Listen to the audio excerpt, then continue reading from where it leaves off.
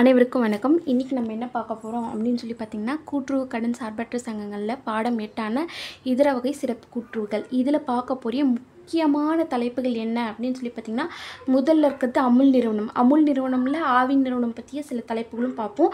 அதுக்கப்புறம் உர தொழிற்சாலை நிறுவனமான பாமினி வந்து தமிழ்நாடு அளவில் என்னென்னலாம் பண்ணிகிட்ருக்காங்க. அதுக்கப்புறம் இஃப்கோ உர நிறுவனம், கிரிப்கோ உர நிறுவனம். அதுக்கப்புறம் வந்து பார்த்திங்கன்னா சேகோசோ ஜவ்வரிசி உற்பத்தியில் தமிழ்நாடு எப்படி சிறந்து விளங்கிட்டு இருக்கு, தமிழ்நாட்டில் என்னென்ன கூட்டுறவுகள் சிறப்பாக இருக்குது அப்படின்றத இந்த வீடியோவில் கம்ப்ளீட்டாக பார்க்க போகிறோம். நான் உங்களுக்கு இந்த கிளாஸை எப்படி கொடுக்குறேன் அப்படின்னு சொல்லி பார்த்திங்கன்னா, ஒரு லெசனையும் கம்ப்ளீட்டாக 3 to 4 டைம்ஸ் நான் படித்து அதில் இருக்கிற இம்பார்ட்டன்ஸ் எல்லாம் நோட் பண்ணி உங்களுக்கு எவ்வளோக்கு எவ்வளோ ஈஸியாக கொடுக்க முடியும், ஈஸியாக சொல்ல முடியுமோ சொல்லிகிட்ருக்கேன். அண்ட் இந்த சங்கத்தை பற்றி தெரிஞ்சிருக்கிறதுனால நமக்கு என்னங்க யூஸ் அப்படின்னு சொல்லி பார்த்திங்கன்னா, இப்போ ரீசெண்டாக போன வருஷத்தில் அதுக்கு முன்னாடி வருஷம் சிம்கோ அப்படின்ட்டு ஒரு எக்ஸாம் நடந்து அதில் வந்து இந்த இஃப்கோ நிறுவனத்தை பற்றிய கேள்விகள்லாம் அதிகமாக இருந்தது. இது ஃபெர்டிலைசர்ஸ் கம்பெனி ரிகார்டிங்காக ஏதாவது ஒரு ஓப்பனிங் இல்லை அப்ரெண்டிஷிப்பு ஏதோ ஒன்று போகிறீங்கன்னா அப்போ இந்த விஷயம்லாம் கண்டிப்பாக தேவைப்படும். கம்ப்ளீட்டாக இந்த வீடியோ பாருங்கள், டெஃபினட்டாக யூஸ்ஃபுல்லாக இருக்கும். அண்ட் தென் நிறைய பேர் வந்து சப்ஸ்கிரைப் பண்ணாமல் பார்த்துட்ருக்கீங்க, ப்ளீஸ் சப்ஸ்கிரைப். ஓகே, ஃபஸ்ட்டு என்ன பார்க்க போகிறோம் அப்படின்னு சொல்லி பார்த்திங்கன்னா, வேளாண்மை பொறியியல் கூட்டுறவு சங்கங்கள். இந்த வேளாண்மை பொறியியல் கூட்டுறவு சங்கங்கள் அமைப்பு வந்து பார்த்திங்கன்னா 3 அடுக்குமுறையில் நடந்துகிட்ருக்கு. ஒன்று தமிழ்நாடு அளவில் நடக்கிறது வந்து இணையம் அப்படின்றதையும், மாவட்ட அளவில் நடக்கிறது வந்து சங்கங்கள் எனவும், வட்டார அளவில் நடக்கிறது வந்து மையம் அப்படின்ட்டு சொல்லிகிட்டு இருக்காங்க. இவங்க வந்து தமிழ்நாடு அளவில் நடக்கிற இணையத்தோட வேலை என்ன அப்படின்னா, மாவட்ட அளவில் இருக்கிறதையும் அண்ட் தென் வந்து வட்டார அளவுலேயும் இருக்கிறதையும் மேற்பார்வையிடுறது. அண்ட் தென் வந்து பார்த்திங்கன்னா, விவசாயிகளுக்கு இந்த நவீன இயந்திரங்கள்லாம் இருக்கு இல்லையா, அதாவது வந்து பொறியியல் இயந்திரமான இந்த ட்ரில்லர்ஸு, தெளிப்பான்கள், துளையிடும் கருவிகள், அதுக்கப்புறம் இந்த ரோட் ரோலரு, கதிரரிக்கும் இயந்திரங்கள், இதெல்லாம் வந்து விவசாயிகளுக்கு வாடகைக்கு தர்றது, முகவராக இருந்து இந்த டிராக்டர்லாம் வாங்கி கொடுக்குறது. இதுதான் இவங்களோட தலையாய நோக்கம், இவங்களோட தலையாய பணி. ஓகே, இந்த கூட்டுறவு இணையத்தோட மேலாண்மை இயக்குனர் இருக்கார்ல, அவர் தான் வந்து பதிவாளராக இருக்கார். எதுக்கு அப்படின்னு சொல்லி பார்த்திங்கன்னா, வட்டார அளவில் இருக்கிற மையத்திற்கும் மாவட்ட அளவில் இருக்கிற சங்கங்களுக்கும் அவர் தான் பதிவாளர். ஓகேவா. நெக்ஸ்ட்டு வந்து பார்த்திங்கன்னா, இந்த தமிழ்நாடு அளவில் இருக்கிற இணையம் வந்து எப்போ ஆரம்பிக்கப்படுது, எப்போ பதிவு செய்யப்படுது அப்படின்னு சொல்லி பார்த்திங்கன்னா, 1972ஆம் ஆண்டு பிப்ரவரி மாதம் 3ஆம் தேதி பதிவு செய்யப்படுது. இதே வந்து எப்போ செயல்பட தொடங்குது அப்படின்னு சொல்லி பார்த்திங்கன்னா, 1972 பிப்ரவரி 23 செயல்பட தொடங்குது. அதுதான் நம்ம சொன்ன டிராக்டரு, பம்பு சொட்டு, மின்சார உபகரணங்கள், என்ஜின்கள், இந்த மாதிரி நிறைய விஷயம் வேளாண்மைக்கு பயன்படுற இயந்திரங்களை வந்து விவசாயிகளுக்கு அதன் பற்றிய பயன்பாடுகளை கொடுக்கறது தான் வந்து இதோட தலையாய நோக்கம். சரி, ஓகே, நெக்ஸ்ட் என்ன பார்க்க போகிறோம், இவங்களோட விவகார எல்லை என்ன அப்படின்னு சொல்லி பார்த்திங்கன்னா, தமிழ்நாடு முழுவதும் இணையத்தோட விவகார எல்லை. இவங்களோட உறுப்பினர்கள் யார் அப்படின்னு பார்த்திங்கன்னா, வட்டார சேவை மையங்களும் மாவட்ட சேவை மையங்களும் இவங்களோட உறுப்பினர்கள். அண்ட் தென் மாநில அரசு இவங்களோட உறுப்பினராக இருக்காங்க. ஒருத்தருக்கும் ஒரு பங்கோட மதிப்பு வந்து பார்த்திங்கன்னா 1000 ரூபாய். நெக்ஸ்ட்டு வந்து பார்த்திங்கன்னா, வர்த்தக நடவடிக்கை அப்படின்னு சொல்லி பார்த்திங்கன்னா, ஒரு 77 சங்கங்களுக்கு என்ன பண்ணியிருக்காங்க அப்படின்னு பார்த்திங்கன்னா, விசை மற்றும் கையால் அளிக்கக்கூடிய தெளிப்பான்கள், அதுக்கப்புறம் வந்து மோட்டாரு, பம்பு, இதெல்லாம் வந்து கொடுத்துருப்பாங்க. 77 சங்கங்களுக்கு கொடுத்துருக்காங்க. அப்படியே நெக்ஸ்ட்டு வரும் அப்படின்னு பார்த்திங்கன்னா, நிதி வசதி. இவங்களுடைய பங்குத்தொகை எவ்வளோ அப்படின்னு பார்த்திங்கன்னா 1 கோடி ரூபாய். 1 கோடி ரூபாயில் அதாவது வந்து 10,000 பங்குகளை வகுத்து கொடுத்துருப்பாங்க. ஒருத்தருக்கு 1000 ரூபான்ட்டு. நான் ஒரு உறுப்பினராக போய் சேரேன்னா நான் முதல்ல ஒரு 500 ரூபாய் கட்டிட்டு ரெஜிஸ்டர் பண்ணிட்டா போதும். மீதி இருக்கிற என்னோடய 1000 ரூபாய் பங்கில் மீதி இருக்கிற 500 ரூபாயை 2வது வருஷம் நான் தவணை முறையில் கட்டிக்கலாம். அதுக்கப்புறம் நிர்வாகம் அப்படின்னு சொல்லி பார்த்திங்கன்னா 8 நிர்வாக இயக்குநர்கள் இருக்காங்க. ஓகே, இதோட தலைமை இயக்குனராக யார் இருக்காங்க அப்படின்னு சொல்லி பார்த்திங்கன்னு வச்சுக்கோங்களேன். அதாவது வந்து தலைமை அலுவலர் யார் அப்படின்னா எம்டி, நிர்வாக இயக்குனர் தான் தலைமை அலுவலர். மீதி இருக்கிற 7 பேர் இருக்காங்க. மீதி இருக்கிற 7 பேரில் வந்து 4 பேர் வந்து வேளாண் துறையை சேர்ந்தவங்களும், ஒருத்தர் வந்து பார்த்திங்கன்னா கூட்டுறவுத்துறையை சேர்ந்தவங்களும், 2 பேர் வந்து கூட்டுறவுத்துறையை சேர்ந்தவங்களும், மீதி இன்னொருத்தவங்க வந்து நிதித்துறையை சேர்ந்தவங்களும் 7 இயக்குனர்கள். இந்த இயக்குனர்கள் இன்னும் ஒருத்தர் தலைமை இயக்குனர், தலைமை அலுவலர், அவர் தான் வந்து எம்டி, மேனேஜிங் டைரக்டர். சரி, மாவட்ட அளவில் இந்த வேளாண்மை பொறியியல் கூட்டுறவு பணிச்சங்கத்தோட வேலை என்ன, அவங்களோட எல்லை வந்து பார்த்திங்கன்னா மாவட்டத்தை எல்லையாக கொண்டிருக்கிறது. அதுக்கப்புறம் வந்து பார்த்திங்கன்னா, இவங்களோட உறுப்பினர்கள் யார் அப்படின்னு பார்த்திங்கன்னா தனிநபர் இருப்பாங்க. நீரேற்று பாசன சங்கங்கள். யார் சார் நீரேற்று பாசன சங்கங்கள்லாம், அந்த சுற்று வட்டாரத்தில் இருக்கிற இந்த நீர்நிலைகள், குளம், குட்டை, அதுக்கப்புறம் வந்து கிணறு, இதெல்லாம் வந்து ப்ராப்பராக தூர்வாரி அதில் வந்து அந்த நீர் வருது, நீர் சேமிக்கக்கூடிய காலங்களில் சேமிக்கிறதுக்கு ஏற்ற மாதிரி பண்படுத்துகிறவங்க தான் வந்து நீரேற்று பாசன சங்கங்கள். அதுக்குன்னு ஒரு குறிப்பிட்ட நபர்கள் இருக்காங்க, அவங்களும் உறுப்பினர்கள். அதுக்கப்புறம் தனிநபரும் உறுப்பினர்கள். இவங்களோட பங்கு மூலதனம் அப்படின்னு சொல்லி பார்த்திங்கன்னா 10 லட்ச ரூபா, ஒரு பங்கோட மதிப்பு 1000 ரூபாய். இவங்க வந்து உச்சபட்ச கடன் அளவு எவ்வளோ அப்படின்னு பார்த்திங்கன்னா பங்கு மூலதனம் ப்ளஸ் சேமநிதி இன்ட்டு 8 மடங்கு. இது மோஸ்ட்டாக எல்லாத்துக்குமே இதுதான் வரும். இவங்க வந்து மண்ணோட பரிசோதனை பண்ணுறது, டிராக்டர், பவர் டில்லர், தெளிப்பான்கள் அதெல்லாம் பழுது பார்த்து கொடுக்குறது, வாடகைக்கு கொடுக்குறது, நீர்ப்பாசன வசதி ஏற்படுத்தி கொடுக்குறது, இதெல்லாம் வந்து இவங்களோட வேலை.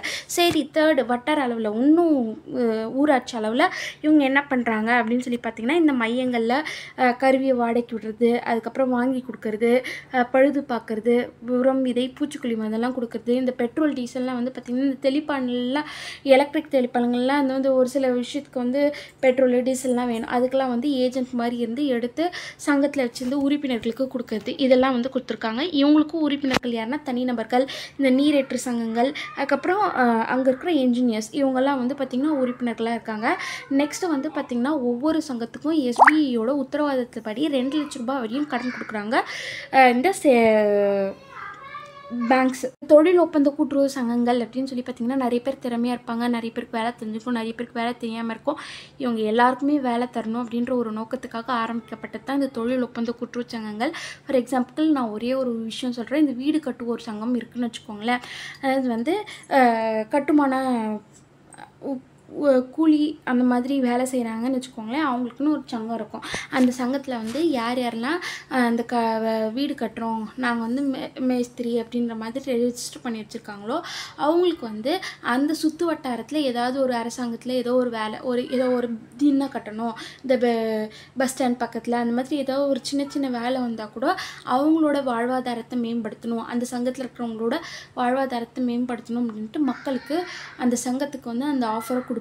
ஓகே, இதுதான் வந்து அந்த தொழில் கூட்டுறவோட தலையாய நோக்கம். இதில் வந்து பார்த்திங்கன்னா காசு எப்படி அப்படின்னு சொல்லி பார்த்திங்கன்னா இந்த தொழில் கூட்டுறவு சங்கங்களுக்கு எந்த ஒரு கட்டணமும் கிடையாது, பதிவு கட்டணம் கிடையாது, காப்பு நிதி கட்டணம் கிடையாது, அதெல்லாம் எதுவுமே கிடையாது. இப்போ வந்து ஒரு 20,000 10,000 ரூபாய் அந்த மாதிரி வேலை அப்படின்னு சொல்லி பார்த்திங்கன்னா அவங்களுக்கு வந்து அந்த வேலையை முடிச்சு 7 நாளுக்குள்ளே பணம் போடும். இதே வந்து ஒரு 50,000 60,000 அந்த மாதிரினா 14 நாள் இடைவெளியில் அரசு வந்து அவங்களுக்கு பணத்தை கொடுத்துருவாங்க. நெக்ஸ்ட்டு தேர்ட் பாயிண்ட் அப்படின்னு சொல்லி பார்த்திங்கன்னா மேக்ஸிமம் 50,000 ரூபாய்க்குள்ளே அந்த ஊர் எல்லையில் என்னென்ன வேலை வருதோ அதெல்லாம் வந்து பார்த்திங்கன்னா அந்த சங்கத்தில் இருக்கிறவங்களுக்கு தான் கொடுப்பாங்க. அதுக்கு மேலே இருக்கிறது இந்த டெண்டர் அந்த மாதிரி எடுத்துகிட்டு போவாங்க. ஓகே ஃப்ரெண்ட்ஸ், இதுக்கு நெக்ஸ்ட் நம்ம என்ன பார்க்க போகிறோம்னா பாமினி. இதில் ஒரே ஒரு விஷயம்தான், இந்த மாதிரி வந்து சாலை அமைக்கிறது, கட்டடம் கட்டுறது, பொதுப்பணித்துறை முடிக்கிறது, எல்லா விஷயத்துக்கும் இந்த தொழில் கூட்டுறவு சங்கங்கள் நிறைய யூஸ்ஃபுல்லாக இருக்குது. தென் வந்து ஒரு சிலர் வந்து ரெகுலராக போடுங்க மேம் கிளாஸ் அப்படின்றாங்க. ரெகுலராக போடுறது நானும் ரொம்ப ட்ரை பண்ணிட்டு தான் இருக்கேன். கொஞ்சம் வந்து ஜாயின்ட் ஃபேமிலி பாப்பா இருக்கா அப்படின்றதுனால கொஞ்சம் ஸ்ட்ரகிள் ஆகிறேன். ஆனால் உங்களோட டிசிஎம் எக்ஸாம் வரதுக்குள்ளே கண்டிப்பாக லெசன்ஸ் எல்லாம் முடிச்சு கொடுத்துருவேன். சரி போகிறோம் அப்படின்னு சொல்லி பார்த்திங்கன்னா பாமினி ஒரு ஆலை எங்கே இருக்குது அப்படின்னு பார்த்திங்கன்னா மன்னார்குடி. இது வந்து என்ன பண்ணுவாங்க அப்படின்னா டான்ஃபர்ட் இருக்கு இல்லையா, தமிழ்நாடு கூட்டுறவு விற்பனை இணையம், அதோட ஒரு அங்கம் அப்படின்னு சொல்லிட்டு இருக்காங்க. இதோட செயல்பாடுகள் எப்போ ஆரம்பிக்கப்பட்டிருக்கு அப்படின்னு பார்த்திங்கன்னா 21/1/1971. நம்பர் கொஞ்சம் ஃபேன்சியாக இருக்குது, ஈஸியாக ஞாபகம் வச்சுக்கலாம். இவங்களுக்கு நிதி உதவி யார் தராங்க அப்படின்ற விஷயத்துக்கு முன்னாடி மன்னார்குடியில் எங்கே இருக்குது அப்படின்னு சொல்லி பார்த்திங்கன்னா பாமினின்ற கிராமத்தில் இருக்குது. ஃபஸ்ட்டு ஆரம்பிக்கக்குள்ளே வந்து பார்த்திங்கன்னா 11.46 ஏக்கரில் ஆரம்பிச்சிருக்காங்க. ஓகேங்களா. இவங்களுக்கான நிதி உதவியை வந்து NCDC தேசிய கூட்டுறவு வளர்ச்சி கழகமும் மற்றும் மாநில அரசும் கொடுத்துருக்காங்க. மொத்தம் எவ்வளோ மூலதனத்தோடு ஆரம்பிச்சிருக்காங்க அப்படின்னு பார்த்திங்கன்னா 110 லட்சம். ஓகேங்களா. இவங்களோட தலையாய நோக்கம் என்ன அப்படின்னு சொல்லி பார்த்திங்கன்னா தமிழ்நாட்டில் இருக்கிற விவசாயிகள் பயனடையும் வகையில் தழைச்சத்து, மணிச்சத்து, சாம்பல் சத்து இது 3ம் கலந்த மாதிரியே உரத்தை வந்து குருணை வடிவம்னா ரவை ஷேப் ஞாபகம் வச்சுக்கோங்களேன், அந்த அளவுக்கு வந்து கொடுக்கணும். அதுவும் வந்து பார்த்திங்கன்னா அந்த குருணை வடிவத்தில் இருக்கிற உரமும் வந்து அடி உரமாக நல்லா வந்து மண்ணோட மண் கலக்கிற மாதிரி இருக்கும் அப்படின்றது தான் விஷயம். இதோட உற்பத்தி திறன் பாமினி ஆலையில் ஒரு நாளைக்கு எவ்வளோ உற்பத்தி பண்ணுவாங்க அப்படின்னு சொல்லி பார்த்திங்கன்னா 150 டன் வரையும் உற்பத்தி பண்ணுவாங்க. இந்த தழைச்சத்து, மணிச்சத்து, சாம்பல் சத்து இல்லாமல் வேறு என்னென்னலாம் வந்து மூலப்பொருட்கள் அதுக்கு தேவை அப்படின்னு சொல்லி பார்த்திங்கன்னா கீழே ஒரு 6 விஷயம் சொல்லியிருக்காங்க. Urea, DAP, super, MOP, gypsum, அப்புறம் வேப்பம் புண்ணாக்கு இதெல்லாம் கொடுத்துருக்காங்க. இந்த பொருட்களை கொடுக்குற நிறுவனங்கள் யார் யார் அப்படின்னு பார்த்திங்கன்னா இஃப்கோ, கிரிப்கோ, அதுக்கப்புறம் பழனி ஆண்டவர் மில்ஸ், அந்த மாதிரி ஒரு 6 நிறுவனங்கள் இருக்குது. ஒரு நிறுவனமும் ஒரு பொருள் கொடுக்குது அப்படின்ற மாதிரி நம்ம ஞாபகம் வச்சுக்கலாம்.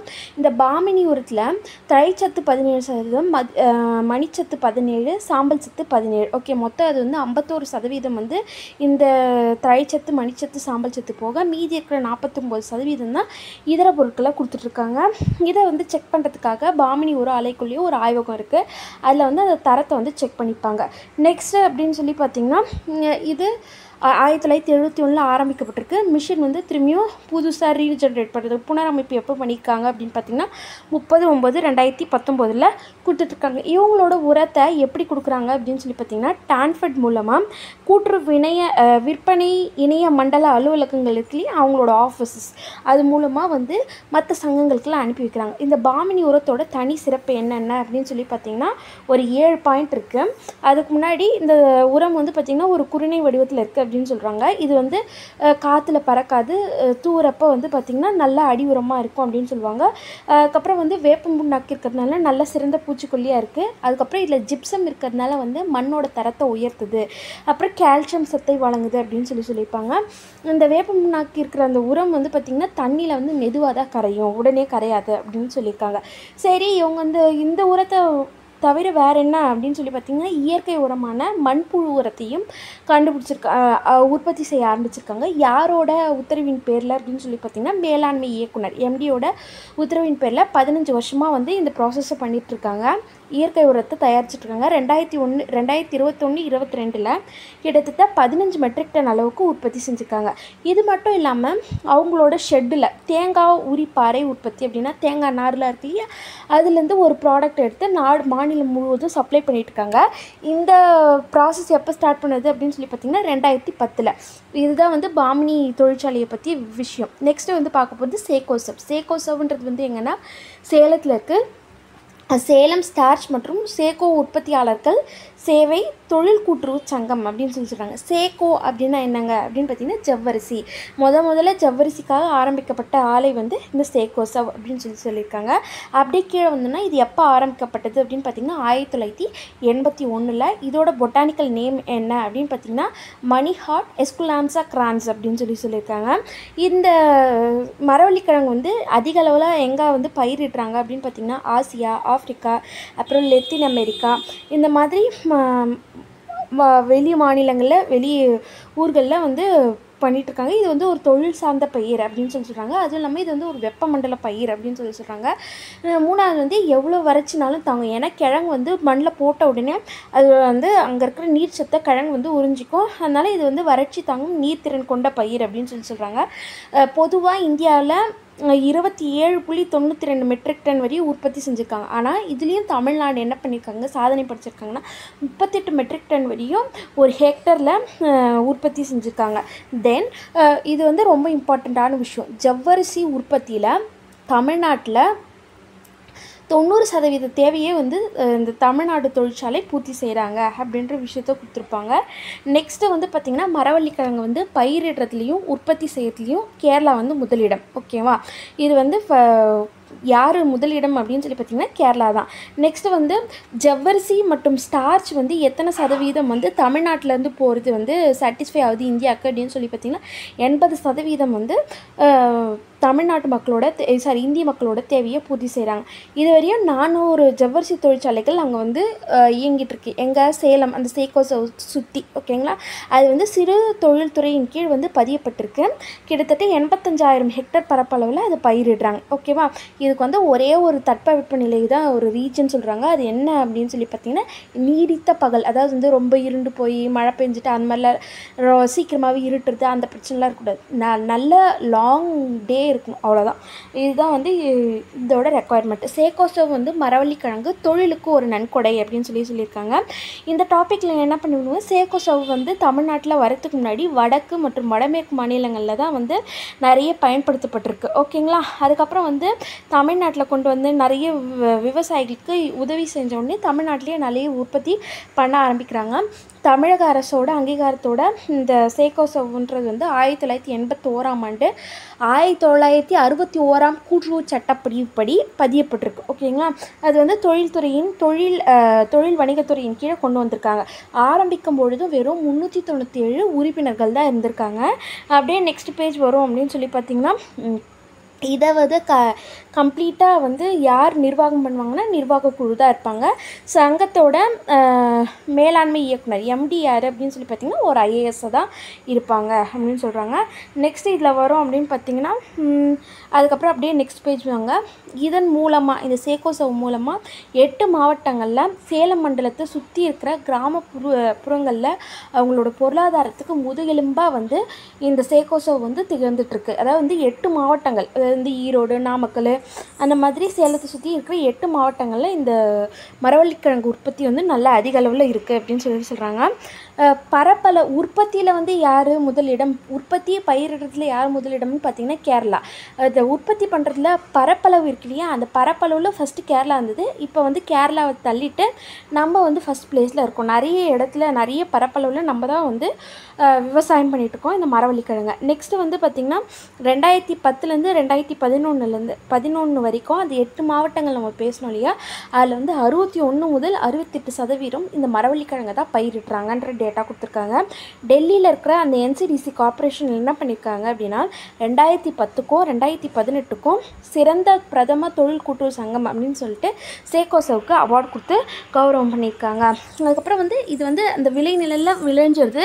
அதுக்கப்புறம் மக்கள்கிட்ட எப்படி எடுத்துகிட்டு போய் கொடுக்குறாங்க அப்படின்னு சொல்லி பார்த்திங்கன்னா, நிலத்தில் விளைஞ்சது அந்த சேகோசவ் இதுக்கு வந்துட்டு என்ன பண்ணுவாங்கன்னா அந்த மரவள்ளிக்கிழங்கை அரைக்கிறது, உருமாற்றம் பண்ணுறது, வறுக்கிறது, மெருகேற்றுறது, இதெல்லாம் பண்ணால் தான் நமக்கு ஜவ்வரிசி கிடைக்கும் மற்றும் அந்த ஸ்டார்ச் பொருட்கள் கிடைக்கும்.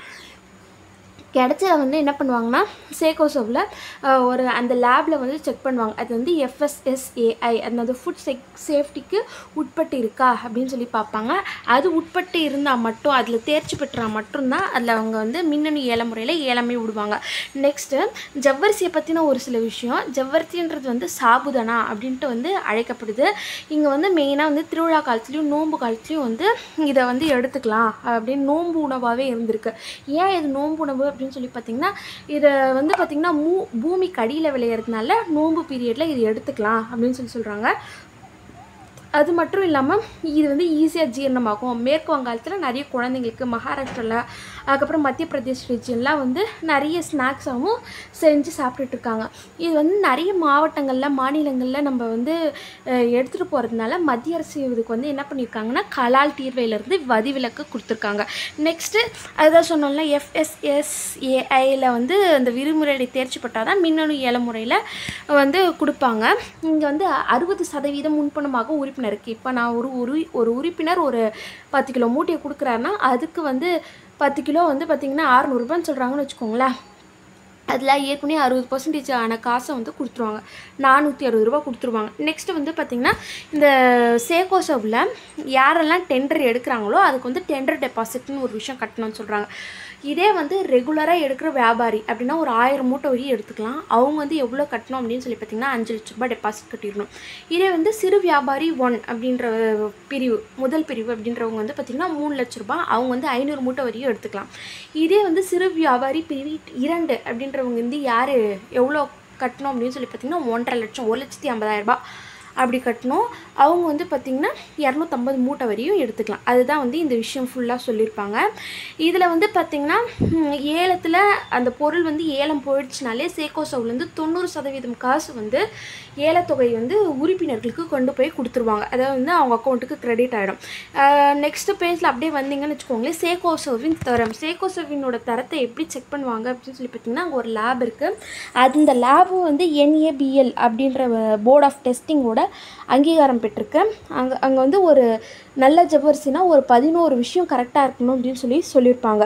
அந்த 11 விஷயம் என்னென்ன அப்படின்றது வந்து கீழே கொடுத்துருப்பாங்க. ஈரப்பதம், அதில் எவ்வளோ புரதச்சத்து இருக்கணும், நார்ச்சத்து இருக்கணும், HCl எவ்வளோ இருக்கணும், ஸ்டார்ச் எவ்வளோ இருக்கணும், கலர் எவ்வளோ இருக்கணும், சல்ஃபர் டை ஆக்சைடு எவ்வளோ இருக்கணும், இது எல்லாமே கொடுத்துருப்பாங்க. இதெல்லாம் கரெக்டாக இருந்தால் தான் அது ஒரு நல்ல சேகோசவ் அப்படின்னு சொல்கிறாங்க, ஜவ்வரிசி அப்படின்னு சொல்லுவாங்க. சேகோசவோட வளர்ச்சி பாதை அப்படின்னு சொல்லி பார்த்திங்கன்னா அதாவது வந்து 1025 கோடி வரையும் அதிகமாயிருக்கு அப்படின்னு சொல்லியிருக்காங்க. மத்திய அரசும் மாநில அரசும் இந்த சேக்கோசோவுக்கு என்னென்னலாம் பெனிஃபிட்ஸ் கொடுக்குறாங்க அப்படின்னு சொல்லி பார்த்தீங்கன்னா, மாநில அரசு வந்து என்ன பண்ணுவாங்கன்னா, சேக்கோசோவில் ஒரு பங்கு எடுத்துருப்பாங்க. தென் வந்து அங்கே வந்து பார்த்திங்கன்னா அந்த இயந்திரங்கள்லாம் இருக்குல்ல, இயந்திரங்கள்லாம் நவீனப்படுத்துறதுக்கு, ஆலையை நவீனப்படுத்துறதுக்கு மானியம் கொடுப்பாங்க. அதுக்கப்புறம் ஜவ்வரிசிக்கு மத்திய அரசு வந்து என்ன பண்ணியிருக்காங்க அப்படின்னு பார்த்தீங்கன்னா, டேக்ஸ் ஃப்ரீ பண்ணி கொடுத்துருக்காங்க, கலால் வரியிலேருந்து ரத்து. நெக்ஸ்ட் இப்போ என்ன பார்க்க போகிறோன்னா அச்சகம். இப்போ நெக்ஸ்ட்டு பார்க்க போகிறது கூட்டுறவச்சகம். அவங்களோட நோக்கம் என்ன அப்படின்னு சொல்லி பார்த்திங்கன்னா, அவங்களோட விவகார எல்லையில் இருக்கிற நிறுவனங்களுக்கு தேவையான புத்தகங்களை, சங்கங்களுக்கு தேவையான புத்தகங்களை அச்சிட்டு கொடுக்குறது அவங்களுடைய நோக்கம். அவங்களோட விவகார எல்லை அப்படின்னு சொல்லி பார்த்திங்கன்னா, ஒரு மாவட்டத்தை விவகார எல்லையாக கொண்டு இருக்குது. உறுப்பினர் யார், பங்குத்தொகை எவ்வளோ. ஃபஸ்ட்டு உறுப்பினர் அப்படின்னா வகை உறுப்பினர்னால் அந்த விவகார எல்லைக்குள்ளே இருக்கிற நிறுவனங்களில் தான் வந்து வகை உறுப்பினரை எடுத்துப்பாங்க. அவங்களுடைய பங்குத்தொகை எவ்வளோன்னா ஒரு நபருக்கு 100 ரூபா. நுழைவு கட்டணம் எவ்வளோ வாங்குவாங்க அப்படின்னு சொல்லி பார்த்தீங்கன்னா 25 ரூபா. இப்போ அச்சகத்துக்கு நிதி உதவி யார் செய்வாங்க அப்படின்னு பார்த்தீங்கன்னா 3 பேர். ஒன்று உறுப்பினரோட பங்குத்தொகை, ரெண்டாவது கூட்டுறவு வளர்ச்சி திட்டம். அதாவது வந்து நம்ம வந்து கூட்டுறவு ஒன்றியத்துக்கு வந்து ஆராய்ச்சி மற்றும் வளர்ச்சி நிதி அப்படின்ட்டு ஒன்று கட்டுவோம். அந்த கூட்டுறவு வளர்ச்சி திட்டத்தின் கீழ் அவங்களுக்கு நிதி ஒதுக்கீடு செய்வாங்க. 3வது மத்திய மாவட்ட வங்கிக்கிட்ட இருந்து கடன் வாங்கியிருப்பாங்க. 4வது இவங்க கடன் வாங்குறதுக்கான உச்ச அளவு எவ்வளோ அப்படின்னா அவங்களோட பங்குத்தொகை ப்ளஸ் காப்பு நிதியோட 8 மடங்கு வரைக்கும் அவங்க வந்து கடன் வாங்கிக்கலாம். நெக்ஸ்ட்டு நிர்வாகம் அப்படின்னு சொல்லி வந்திங்கன்னா, நிர்வாக குழுவில் மொத்தம் எத்தனை பேர் இருப்பாங்கன்னா 18 பேர் இருப்பாங்க. இந்த அச்சகத்தோட பணியெல்லாம் கண்காணிக்கிறதுக்கு மேலாண்மை இயக்குனர் அப்படின்ட்டு அரசு வந்து அவங்கள வந்து நியமிச்சிருப்பாங்க. அவர் வந்து ஒரு கவர்மெண்ட் ஆஃபீஸர். நெக்ஸ்ட்டு வந்து இதில் என்ன பார்க்கணும் அப்படின்னு சொல்லி பார்த்திங்கன்னா, சில கூட்டுறவு வச்சகத்தில் பெரிய பெரிய இயந்திரங்களை வாங்கிறதுக்கு, வட்டி இல்லாமல் வாங்கிறதுக்கு நம்ம கூட்டுறவு வளர்ச்சி மற்றும் ஆராய்ச்சி நிதி பார்த்தோம் இல்லையா, ஒன்றியத்துக்கு கொடுக்குறோம் இல்லையா, அந்த நிதியிலேருந்து இவங்களுக்கு வட்டி இல்லா கடனாக கொடுப்பாங்க. இவங்களுக்கு தேவையான பேப்பர்லாம் யார் கொடுப்பாங்கன்னா டிஎன்பிஎல், அதாவது வந்து கூட்டுறவு வச்சகத்துக்கு தேவையான மூலப்பொருட்கள் எங்கன்னா தமிழ்நாடு கூட்டுறவு நுகர்வோர் விற்பனை இணையத்துக்கிட்டேருந்து வாங்கிப்பாங்க. நெக்ஸ்ட்டு யாரை பார்க்க போகிறோம், இஃப்கோ சார். இஃப்கோனா யார் அப்படின்னு பார்த்திங்கன்னா இந்திய உழவர் உர கூட்டுறவு லிமிடெட். இது ரொம்ப ரொம்ப முக்கியம். இது வந்து நம்ம வந்து டிஆர்பி எஸ்ஆர்பி எக்ஸாம் பார்க்குறதுக்கும் முன்னாடி சிம்கோ, அதுக்கப்புறம் இஃப்கோ, நபார்டு பேங்க்கு, அவங்க ஏதாவது எக்ஸாமு கிளரிக்கல் கிரேடில் நீங்கள் போகிறீங்கன்னா கண்டிப்பாக இதுலேருந்து நிறைய கொஷின்ஸ் கேட்கறதுக்கான சான்சஸ் இருக்குது. டெஃபினட்டாக இதில் இருக்கிற ஒவ்வொரு ஸ்டேஜஸ் ஆஃப் டெவலப்மெண்ட்டையும் பார்க்கணும். நம்ம எப்படி இந்த விவசாயத்தில் தன்னிச்சையாக வந்தோன்றதுக்கு இவங்க வந்து இப்போ ஒரு பெரிய சப்போர்ட்டாக இருந்திருக்காங்க. ஓகே, இஃப்கோ எங்கே சார் ஆரம்பிக்கிறாங்க அப்படின்னு சொல்லி பார்த்திங்கன்னா புதுடெல்லியில் ஆரம்பிக்கிறாங்க.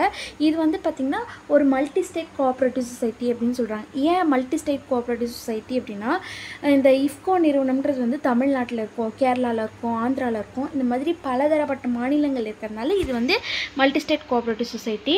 1967 ஆரம்பிக்கக்குள்ள வெறும் 57 உறுப்பினர்கள் தான் இருக்காங்க. பட் இப்போ வந்து பன்மடங்கு வளர்ந்துருக்கு அப்படின்னு சொல்கிறாங்க. இவங்க வந்து நாட்டோட உற்பத்தி பண்ணுறாங்க இல்லையா உரம், அதில் வந்து பார்த்திங்கன்னா யூரியாவில் வந்து 19% வந்து சந்தையில் தேவைப்படுற பங்கை வந்து இவங்க தான். 100% சந்தைக்கு தேவைப்படுனா 19% வந்து இஃப்கோ யூரியா உரம் தான் வந்து சாட்டிஸ்ஃபை பண்ணுறாங்க. அதுக்கப்புறம் சிக்கலான உரம் அப்படின்னு சொல்லிட்டு P2OS அப்படின்ட்டு ஒரு உரம் இருக்குது. அது வந்து ஒரு சில விதிமுறைக்கு உட்பட்டது தயாரிக்கணும். அது வந்து 29% இந்த இஃப்கோ நிறுவனம் வந்து பூர்த்தி செய்கிறாங்க அப்படின்னு சொல்கிறாங்க. 1960 இது வந்து எப்படி பார்க்கணுன்னா ஒரு மைண்ட் மேப் மாதிரி பார்க்கணும். 1960 என்ன இருந்திருக்கு, 70, 80, 90, 2000, 2010, 2020 வரை என்னென்ன சேஞ்சஸ் எல்லாம் கொண்டு வந்திருக்காங்க, இப்போ எந்த நிலைமையில் இருக்கும் அப்படின்றது பார்க்கணும். 1960 அப்படின்னு சொல்லி பார்த்திங்கன்னா இந்தியா வந்து பயங்கரமான நிதி நெருக்கடி, உணவுக்கு கூட ரொம்ப திண்டாட்டம். அந்த மாதிரி இந்த காலகட்டத்தில் கூட்டுறவுத்துறையிலேருந்து என்ன பண்ணுவாங்கன்னா அந்த உர உற்பத்தியை வந்து விநியோகம் பண்ணிகிட்ருக்காங்க. 70% நாட்டுக்கு தேவையான 70% அந்த உரத்தை வந்து யார் கொடுத்துட்ருக்காங்கன்னா கூட்டுறவுத்துறை. கூட்டுறவுத்துறையினால் விநியோகம் மட்டும்தான் பண்ண முடியும், உற்பத்தி செய்கிறதுக்கு அவங்கக்கிட்ட எந்த ஒரு சோர்ஸும் இல்லை. ஸோ அதனால் என்ன பண்ணியிருப்பாங்கன்னா 1967 ஏஜென்ட் முறை அப்படின்னா இந்த இடைத்தரகர்கள் உள்ளே வருவாங்க. அந்த உர உற்பத்தி வந்து பார்த்திங்கன்னா தனியாரும் வந்து பண்ணலாம் அப்படின்ட்டு ஒரு ஸ்டேட்மெண்ட் வரும். அப்புறம் என்ன ஆகும், தனியார் வந்தால் கூட்டுறவு ஆட்டோமேட்டிக்காக செகண்ட் பிளேஸ் போயிடும் இல்லையா, கூட்டுறவுக்கு 2ஆம் முன்னுரிமை வருது. இதெல்லாம் பார்த்துட்டு என்ன ஆகுன்னா அரசாங்கம் ஐயோ இந்த மாதிரி இருந்தால் நம்ம நாட்டோட விவசாயம் ரொம்ப கஷ்டப்படும், விவசாயம் வேணும்னா உரம் வேணும் அப்படின்றதுனால 1964ஆம் ஆண்டு என்ன பண்ணுவாங்கன்னா அமெரிக்கா கூட்டுறவு லீக் அப்படின்ட்டு ஒரு நிறுவனத்தோட ஒரு ஒப்பந்தம் மாதிரி, அதாவது வந்து அவங்க கூட சேர்ந்து அமெரிக்கா கூட்டுறவு லீக்கும் இந்தியாவும் சேர்ந்து உர உற்பத்தி செய்யணும் அப்படின்றது ரெக்வஸ்ட் வச்சுருப்பாங்க. அதுக்கு வந்து அமெரிக்கா நாடும் ஓகே அப்படின்ட்டு அவங்களுக்கும் ஆர்வமாக இருக்குது, அமெரிக்கா கூட்டுறவுக்கும் ஆர்வமாக இருக்குன்ட்டு இந்த ஸ்கீமை கொண்டு வராங்க 1964. 1964 இந்த மாதிரி ஒரு சம்பவம் நடக்குது. சரி ஓகே நம்ம 2 பேரும் சேர்ந்து ஒரு உர உற்பத்தி திட்டத்தை எடுத்துகிட்டு வருவோம். அதுதான் வந்து இஃப்கோ அப்படின்ட்டு ஒரு நிறுவனம் வருது. அந்த இஃப்கோ நிறுவனம் எப்போ ஆரம்பிக்கப்படுது அப்படின்னு சொல்லி பார்த்திங்கன்னா 3 நவம்பர் 1967 ஆரம்பிக்கப்படுது. இந்த கூட்டுறவு லீக், அமெரிக்கா கூட்டுறவு லீக் நமக்கு என்னென்ன கொடுக்குறாங்க அப்படின்னு சொல்லி பார்த்திங்கன்னா வெறும் அறிவை மட்டும் தெரில, சம் நிதி உதவியும் கொடுத்துருப்பாங்க. ஓகே, 1967 என்னென்ன கொடுக்குறாங்க, என்னென்னலாம் உரத்தை உற்பத்தி பண்ணணும்னு பார்க்குறீங்கன்னா அம்மோனியா, யூரியா, என்பிகே இந்த 3 உரம், அதாவது வந்து potassium, ammonium, nitrogen, phosphorus, potassium போன்ற உரங்களை எல்லாம் வந்து இங்கே வந்து உற்பத்தி செய்யலாம் அப்படின்றத வந்து ஃபைனலாக கொண்டு வராங்க. எங்கே இந்த உர உற்பத்தி சாலை ஆரம்பமாகுது அப்படின்னு பார்த்திங்கன்னா குஜராத்தில் கலோல் மற்றும் கண்ட்லா அப்படின்ற இடத்துல 3ஆம் தேதி நவம்பர் மாதம் 1967 ஆரம்பிக்கிறாங்க. அதில் வந்து நிறைய இதுக்கு மேனுஃபேக்சரிங் யூனிட்டு, அதுக்கப்புறம் பேக்கிங் யூனிட்டு, அந்த மாதிரி நிறைய இருக்குது. 1970 என்ன ஆயிருக்கு, கலோல்லையும் கண்ட்லாலையும் நம்மளோட உள்நாட்டு பொருட்களை வச்சு அந்த ஆலையை வந்து ஆரம்பிக்கிறாங்க, உருவாக்குறாங்க. 1974 வந்து என்ன பண்ணுது, அந்த ஆலை வந்து திறக்கப்படுது.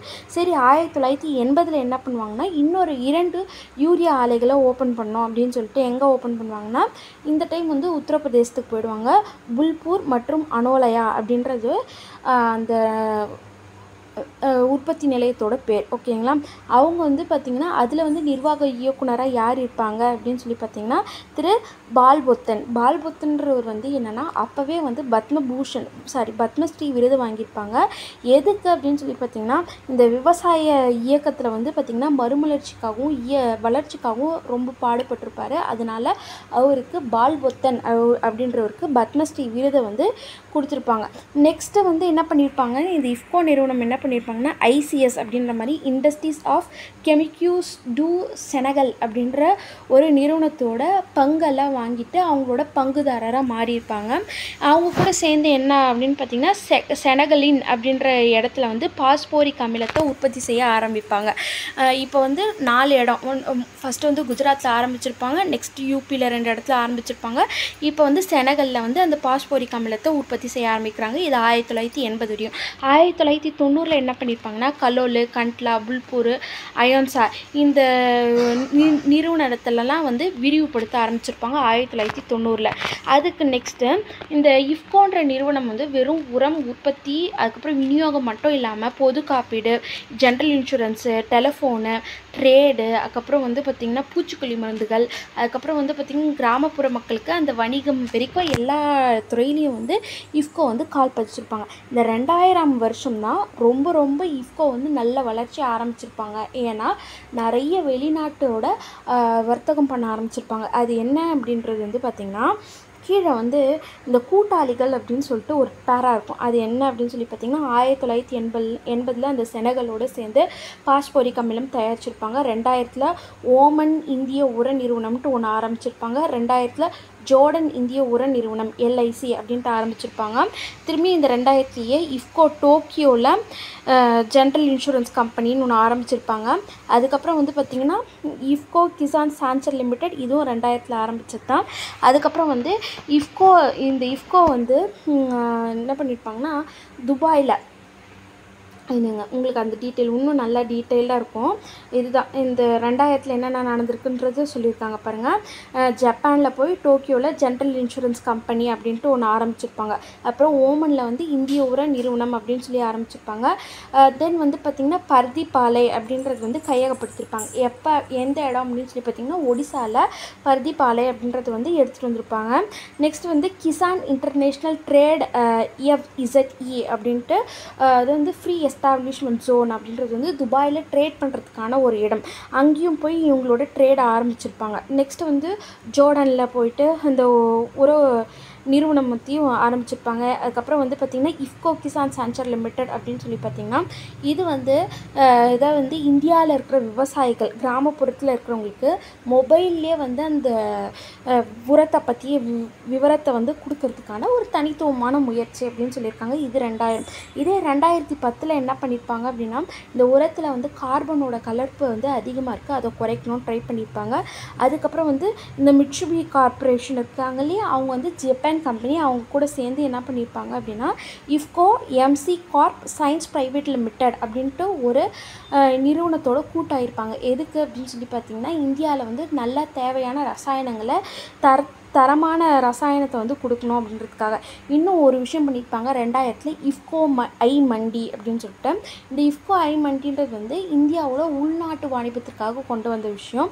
இது வந்து கிராமத்தில் இருக்கிறவங்களுக்கும் நகரத்தில் இருக்கிறவங்களுக்கும் அந்த வாணிபத்திற்கு அந்த தகவலை பரிமாறிக்கிறதுக்காக இஃப்கோ ஐ மண்டி அப்படின்ற திட்டத்தை வந்து கொண்டு வந்திருப்பாங்க. நெக்ஸ்ட்டு வந்து 2000 அதாவது வந்து என்பிகே அப்படின்னு சொல்லப்படுற நைட்ரஜன் பாஸ்பரஸ் பொட்டாசியம் இந்த உரத்தோட அளவு என்னன்னு கொடுத்துருப்பாங்க. அதுக்கப்புறம் புல்பூரில் உத்தரப்பிரதேசத்தில் ஆரம்பிக்கப்பட்ட அந்த இஃப்கோ நிறுவனம் தொழிற்சாலை இருக்கு இல்லையா, அது எந்த வருஷம் ஆரம்பிக்கப்பட்டதுன்னா 1981 ஆரம்பிக்கப்பட்டிருக்கும்.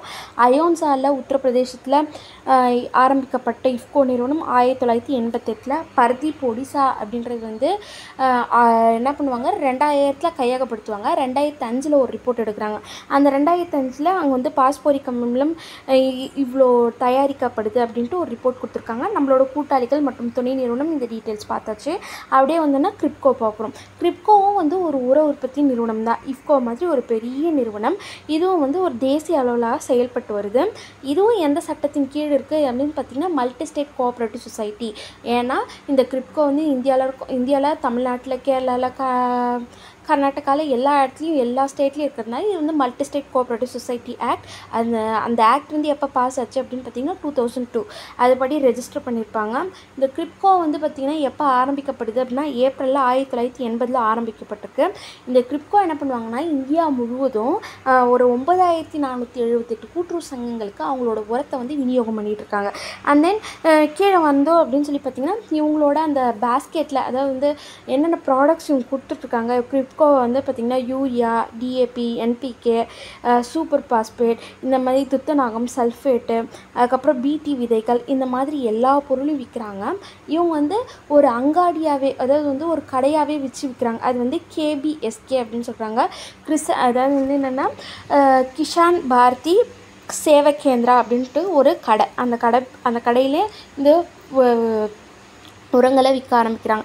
அதுக்கப்புறம் உழவர் ஒருங்கிணைப்பு சேவைகள் அப்படின்னு சொல்லி பார்த்திங்கன்னா ஒரு 2 விஷயம் இதில் வந்து என்னென்ன இருக்காங்க அப்படின்னு பார்த்திங்கன்னா இந்த உழவரெல்லாம் வந்து நிறைய ஃபார்மர்ஸ் இருப்பாங்க. ஒரு ஃபார்மராக போய் ஏதாவது ஒன்று பண்ணால் அது வந்து சக்ஸஸ் ஆகாது. நிறைய ஃபார்மர்ஸ் இந்த சொசைட்டி குரூப்பாக போய் செஞ்சால் அது சக்ஸஸ் ஆகுன்றதுக்காக ஃபஸ்ட்டு ஃபார்மர்ஸை ஒருங்கிணைக்கணுன்றதுக்காக நபார்டு அண்ட் தென் எஸ்எஃப்ஏசி அப்புறம் NCDC National Cooperative Development Corporation அதுக்கப்புறம் இஃப்கோ கிசான் சான்ச்சர் லிமிடெட் இவங்க எல்லாம் சேர்ந்து என்ன பண்ணுவாங்க அப்படின்னு சொல்லி பார்த்தீங்கன்னா ஃபார்மர் ப்ரொடியூசர் ஆர்கனைசேஷன் அப்படின்னு சொல்லிட்டு ஒரு அமைப்பை உருவாக்குவாங்க. அந்த ஃபார்மர் ப்ரொடியூசர் ஆர்கனைசேஷனில் என்ன பண்ணுவாங்கன்னா அந்த உழவர்களுக்கு அந்த ப்ராடக்டை வந்து எப்படி விற்கலாம், ஓகே, அது சந்தைப்படுத்துதல் எப்படி, அது வந்து ரொம்ப நல்ல மதிப்பு கூட்டு சேவைகளை எடுத்துகிட்டு போகிறது எப்படி, இந்த விஷயம்லாம் வந்து சொல்லி தருவாங்க.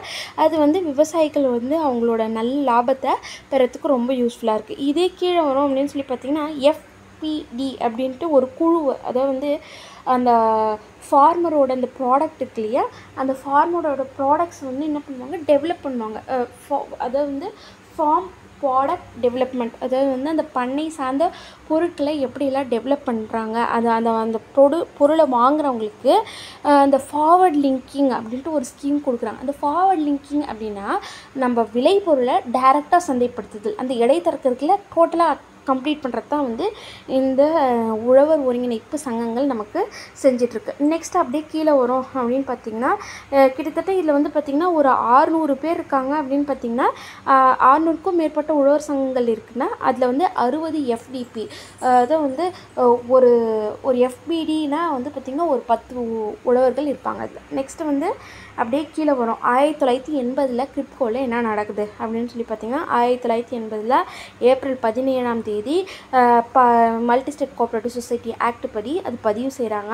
அவங்களுக்கான அந்த இயற்கை எரிவாயு யார் கொடுக்குறாங்க அப்படின்னு சொல்லி பார்த்திங்கன்னா பாம்பே ஹை அப்படின்ற அந்த இயற்கை எரிவாயு நிறுவனம் வந்து எடுக்கிறாங்க. அவங்ககிட்டருந்து இயற்கை எரிவாயு எடுத்துக்கிறாங்க. 1982 யார் அடிக்கல் நாட்டுறாங்க கிரிப்கோக்கு அப்படின்னு சொல்லி பார்த்திங்கன்னா நம்மளோட இந்திரா காந்தி அம்மையார் வந்து பிப்ரவரி 5ஆம் தேதி 1982 கிரிப்கோவை ஹசீரா அப்படின்ற இடத்துல வந்து அடிக்கல் நாட்டுறாங்க. 1985 சோதனை ஓட்டம் நடைபெறுது. 1995 ஒரு புது ப்ராடக்ட் உயிர் உரம், அதாவது வந்து பயோஃபர்டிலைசர்ஸை இன்ட்ரடியூஸ் பண்ணுறாங்க.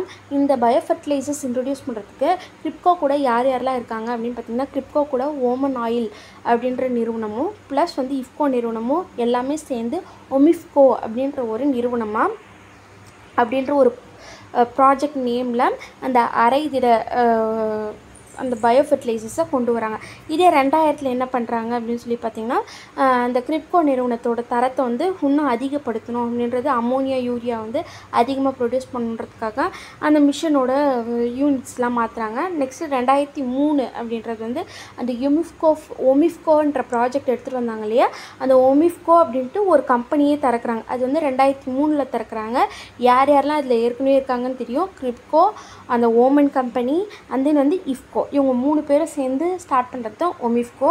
2005 வந்து KSFL அப்படின்ட்டு வந்து ஒரு புது கம்பெனி திறக்கிறாங்க. அது வந்து என்ன அப்படின்னு பார்த்தீங்கன்னா கிரிப்கோ ஷாம் ஃபெர்டிலைசர்ஸ் லிமிடெட் அப்படின்றது. இவங்க வந்து எதுக்காக அப்படின்னு பார்த்தீங்கன்னா யூரியாக்காக தான், நிறைய யூரியா உற்பத்தி பண்ணணும் அப்படின்னு சொல்கிறதுக்காக அது வந்து ஷாஜன்பூரில் இருக்குது. நெக்ஸ்ட் வந்து 2009 க்ரில் அப்படின்ற ஒரு கம்பெனி நடக்கிறாங்க. க்ரில்ன்றது வந்து என்னென்னா கிரிப்கோ இன் ஃபெர்டிலைசர்ஸ் லிமிடெட் அப்படின்னு சொல்லிட்டு ஒரு கம்பெனி. இது வந்து 2009. 2005 KSFL, 2009 க்ரில், 2010 என்னென்னா நிறைய விதைகள், பூச்சிக்கொல்லி மருந்துகள் அதெல்லாம் வந்து தரம் உயர்த்துவாங்க. 2011 வந்து என்னென்னா திரவ உயிர் உரங்கள் அப்படின்றது வந்து ஒரு சூப்பர் பாஸ்பேட் போட்டு சிக்கலான உரங்களை கொண்டு வருவாங்க 2011. இல்லை 2009 கண்டிப்பாக ஞாபகம் வச்சுக்கணும், 2005 ஞாபகம் வச்சுருக்கணும். ஏன்னா அப்போ வந்து க்ரில்ன்ற நிறுவனம் ஆரம்பிப்பாங்க, KSFLன்ற ஒரு நிறுவனம் ஆரம்பிப்பாங்க. இந்த டீட்டெயில்ஸ் தான் கண்டிப்பாக நம்ம மறுசீரமைப்பு அந்த திறன் அதிகப்படுத்துறது அதெல்லாம் ஞாபகம் வச்சுக்கோன்னா புதிய நிறுவனம் அமைக்கப்பட்டது மட்டும் ஞாபகம் வச்சுக்கணும். 2012 என்ன நடந்திருக்கு அப்படின்னு சொல்லி பார்த்தீங்கன்னா மறுசீரமைப்பு பண்ணியிருக்காங்க. 2013 வேம்பு கலந்த யூரியா அப்படின்ற ஃபெர்டிலைசர் எடுத்துகிட்டு வராங்க. 2015 ஜிங்க் சல்ஃபேட் அப்படின்ற ஒரு விஷயத்தையும் கொண்டு வராங்க. நெக்ஸ்ட் வந்து பார்த்திங்கன்னா அமுல் நிறுவனம்னா என்னங்க அப்படின்னு சொல்லி பார்த்தீங்கன்னா 1946 குஜராத் மாவட்டத்தில் கைரா மாவட்டத்தில் இந்த பால் உற்பத்தியாளர்கள் வந்து இடைத்தரகர்கள் மூலம் நிறைய சுரண்டப்படுறாங்க. அதன் புரட்சியின் காரணமாக தான் அமுல் நிறுவனம் ஆரம்பிக்கப்படுது. அமுலோட விரிவாக்கம் என்ன அப்படின்னு பார்த்திங்கன்னா Anand milk producers union limited அப்படின்னு சொல்கிறாங்க. இது வந்து குஜராத்தை ஆனந்த்ன்ற இடத்த தலைமையிடமாக கொண்டு ஆரம்பிக்கப்படுது. இது வந்து ஒரு பால் உற்பத்தியாளர்கள் ஒன்றியம் அப்படின்ற, அது வந்து ஒரு ஒன்றியம், அதாவது வந்து தலைமைன்றது வந்து ஒன்றியம் தான். ஓகே, நெக்ஸ்ட் வந்து இது ஆரம்பித்தவங்க ஒரு மும்மூர்த்திகள். யார் மும்மூர்த்திகள்னா திரிபுவன் தாஸ் பட்டேல் அண்ட் தென் வந்து பார்த்திங்கன்னா வர்கீஸ் குரியன். அதாவது வந்து வர்கீஸ் குரியன் யார் அப்படின்னு சொல்லி பார்த்திங்கன்னா ஃபாதர் ஆஃப் ஒயிட் ரெவல்யூஷன், பால் புரட்சியின் தந்தை. ஓகே, மூணாவது வந்து ஹரிச்சந்த் மெக்டாலியா. ஓகேவா, இவங்க 3 பேரும் சேர்ந்து தான் இந்த அமுல் நிறுவனத்தை ஆரம்பிக்கிறாங்க. இந்த நிறுவனம் எப்போ ஆரம்பிக்கப்படுதுன்னா 1946 ஆரம்பிக்கப்படுது. இதில் வந்து 2.8 மில்லியன் பால் உற்பத்தியாளர்கள் அந்த அமைப்பின் கீழே வராங்க. இந்த அமுல் நிறுவனம் எந்த கட்டமைப்பில் இருக்குது அப்படின்னு சொல்லி பார்த்திங்கன்னா GCMMF அப்படின்னு சொல்கிறாங்க, Gujarat cooperative milk marketing federation அப்படின்ற அமைப்பின் கீழே தான் அமுல் நிறுவனம் இயங்கிட்டு வருது. சரி, அமுல்ன்றது வந்து எந்த மொழி வார்த்தை அப்படின்னு சொல்லி பார்த்திங்கன்னா சமஸ்கிருத மொழி வார்த்தை. அதோட பொருள் என்ன அப்படின்னு பார்த்திங்கன்னா விலை மதிப்பற்றது. நெக்ஸ்ட் வந்து பார்த்திங்கன்னா வணிக நடவடிக்கைகள் என்னென்ன அப்படின்னு சொல்லி பார்த்திங்கன்னா பால் கொள்முதல் பண்ணுவாங்க, பதப்படுத்துவாங்க, ஊற்றுவாங்க, விற்பாங்க. அதுக்கப்புறம் வந்து அது குளிரூட்டுவாங்க. இந்த மாதிரி நிறைய விஷயம் இருக்குது. அமுலை முன்மாதிரியே எடுத்துகிட்டு தமிழ்நாட்டில் இயங்கி வரது தான் ஆவின் அப்படின்ற ஒரு விஷயத்தையும் சொல்லியிருக்காங்க. நெக்ஸ்ட் வந்து பார்த்திங்கன்னா அமுல் நிறுவனம் வந்து ஒரு நாளைக்கு 75 லிட்டர் வரையும் பாலை வந்து கொள்முதல் பண்ணி வேறு வேறு விதமாக விற்றுட்ருக்காங்க அப்படின்றது வந்து விஷயம்.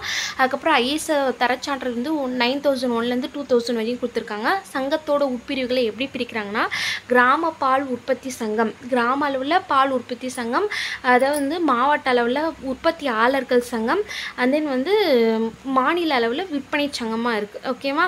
மொத்தம் வந்து நம்ம பால், அதாவது வந்து அமுல் ப்ராடக்ட்ஸ் வந்து எத்தனை நாடுகளுக்கு ஏற்றுமதி பண்ணுறாங்கன்னா 37 நாடுகளுக்கு ஏற்றுமதி பண்ணுறாங்க. இவங்களோட விற்பனை பொருட்கள் என்ன, நெய், வெண்ணெய், தயிர், சாக்லேட்டு இதெல்லாம் இருக்குது, ஐஸ்கிரீம்ஸு. அதுக்கப்புறம் வந்து ஊட்டச்சத்து பானம், அமுலோட ஊட்டச்சத்து பானம் எது அப்படின்னு பார்த்திங்கன்னா ஸ்டாமினா. அது மட்டும் இல்லாமல் இந்த சர்க்கரை நோயாளிகளுக்காக என்ன பண்ணுவாங்க, அதாவது டயபெட்டிக் பேஷண்ட்காக என்ன பண்ணுறாங்கன்னா சர்க்கரை சேர்க்கப்படாத ஒரு ஐஸ்கிரீம் கொடுத்துருக்காங்க. ஓகேங்களா? அது வந்து யாருக்கு, எந்த நோயாளிகளுக்காக அப்படின்னு கேட்டிங்கன்னா இந்த நீரிழிவு நோயாளிகளுக்காகன்னு சொல்லி ஞாபகம் வச்சுக்கணும். இவங்களோட கொஞ்சம் டிஃப்ரெண்ட்டான ப்ராடக்ட் எதுன்னு பார்த்திங்கன்னா அமுல் சக்தி, அதுக்கப்புறம் நியூட்ரா அமுல், இதுவும் அவங்களோட ப்ராடக்ட்ஸ் தான். லாஸ்ட்டாக பார்க்க போகிறது டூகாஸ். டூகாஸ் அப்படின்றது வந்து பார்த்திங்கன்னா துடியலூர் கூட்டுறவு விவசாய சங்கம். இது எப்போ பதிவு பண்ணுறாங்க அப்படின்னு சொல்லி பார்த்திங்கன்னா 29/4/1955. எப்போ அவங்க பணியை தொடங்குறாங்க, அவங்க சேவையை தொடங்குறாங்கன்னா 5/5/1955. எங்கே இருக்குது? கோயம்புத்தூரில் இருக்குது. எந்த இடத்து தலைமையிடமாக கொண்டு இருக்குன்னா துடியலூர். மொத்தம் எத்தனை, இதன் கீழே எத்தனை கிராமங்கள் வருது அப்படின்னு சொல்லி பார்த்திங்கன்னா 13 வருவாய் கிராமங்கள். எத்தனை குக்கிராமம் வருது அப்படின்னு சொல்லி பார்த்திங்கன்னா 56 குக்கிராமம். நிர்வாகம் யார் பார்ப்பாங்கன்னா கம்ப்ளீட்டாக நிர்வாக குழு. இவங்களோட அங்கீகரிக்கப்பட்ட பங்கு மூலதனம் அப்படின்னு சொல்லி பார்த்திங்கன்னா 200 லட்சம். இவங்களோட நோக்கம் என்ன அப்படின்னு சொல்லி பார்த்திங்கன்னா உற்பத்தி பண்ணுறாங்க இல்லையா விதை, அந்த விதையை வந்து தமிழ்நாடு வேளாண்மை பல்கலைக்கழகம் மூலம், ஓகேவா, அவங்க வந்து அவங்க மூலமாக விவசாயிகள் கிட்ட வந்து அந்த விதையை வந்து கொள்முதல் பண்ணிக்கிறாங்க. நெக்ஸ்ட்டு 1978 என்ன பண்ணியிருக்காங்க அப்படின்னு பார்த்திங்கன்னா நெல், பருத்தி, கத்திரிக்காய், வெண்டைக்காய் இந்த மாதிரி காய்கறிகள் தரமாக வரத்துக்காக தரமான முளைத்தல் பரிசோதனை, அந்த காய் வந்து தரமாக முளைக்குமா அப்படின்றது பரிசோதனை வந்து 1978 அவங்க வந்து கொண்டு வராங்க. அதுக்கப்புறம் வந்து பார்த்திங்கன்னா அந்த மாதிரி தரமான பொருள் வரணும் அப்படின்னு சொல்லி பார்த்திங்கன்னா அந்த பொருளை, அதாவது வந்து விதைகளை வந்து பதப்படுத்தணும்.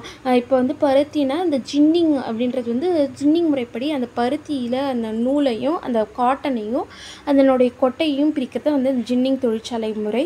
அதுக்கப்புறம் அந்த விதையை டெஸ்ட் பண்ணுறது, இந்த மாதிரி லேபு, இதெல்லாம் நிறைய விஷயம் இருக்குது.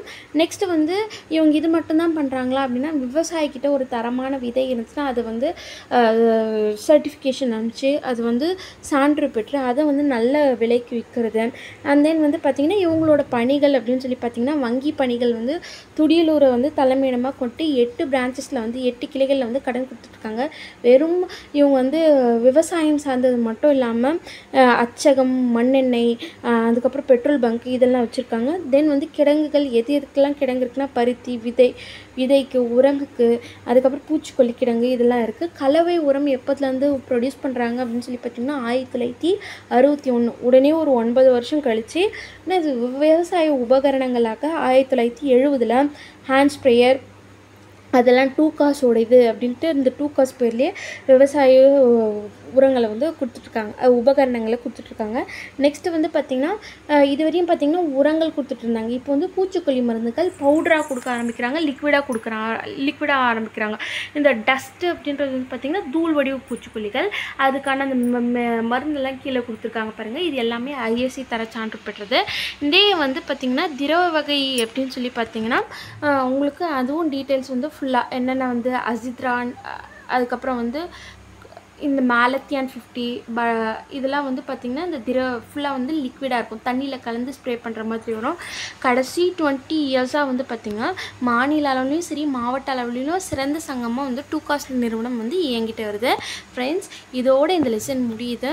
நீங்கள் வந்து இது ஃபஸ்ட் டைம் கொஞ்சம் டைம் ஸ்பெண்ட் பண்ணி பார்க்குற மாதிரி தான் இருக்கும். ஒன்ஸ் நீங்கள் உங்கள் புக்கில் ஹைலைட் பண்ணி வச்சிட்டிங்கன்னா இது வந்து நீங்கள் இந்த எக்ஸாம்னு இல்லை, டிசிஎம் எக்ஸாம்னு இல்லை, நீங்கள் வந்து எந்த காம்படிட்டிவ் டிஆர்பி, எஸ்ஆர்பி, டிசிசிபி எந்த எக்ஸாம் வந்தாலும் உங்களுக்கு ரிவைஸ் பண்ணுறதுக்கு ரொம்ப யூஸ்ஃபுல்லாக இருக்கும். புக்ஸில் படிங்க, புக்கை படிங்க, அதுக்கப்புறம் எந்த மெட்டீரியல்னாலும் படிங்க. Thank you very much.